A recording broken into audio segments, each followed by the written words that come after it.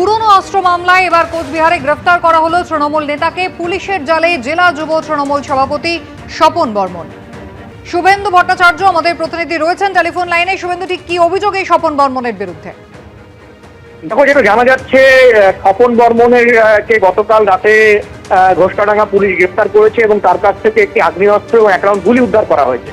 Police সূত্রে এটাই জানা যাচ্ছে যে তাকে অস্ত্র আইনে গ্রেফতার করা হয়েছে। তবে তার বিরুদ্ধে কিন্তু এর আগেও একাধিক অভিযোগ ছিল, শুভেন্দু অধিকারীর কনভয়ে হামলা এবং পাশাপাশি প্রাক্তন বিধায়ক মাথাভাঙা সুশীল বর্মনের তার উপর হামলার অভিযোগ ছিল এবং পুলিশ সব বিষয়টি খতিয়ে দেখছে। তার পুরনো কি মামলা রয়েছে খতিয়ে দেখা হচ্ছে।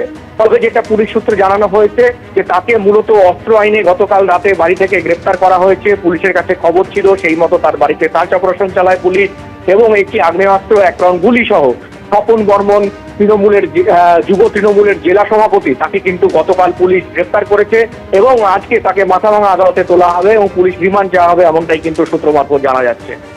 ধন্যবাদ।